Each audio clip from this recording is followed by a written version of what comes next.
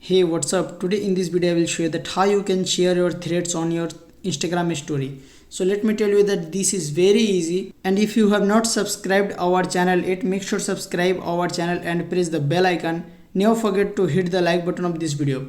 So first of all, we have to open threads application on our device, and now you have to tap on profile icon located at bottom right corner. Tap on it, and now I want to share these threads on my story. So first of all, we have to tap on share icon below your thread. Now tap on share icon, you will see an option add to a story. Tap on this option and it will be redirect automatically your Instagram story, and you can resize your story too.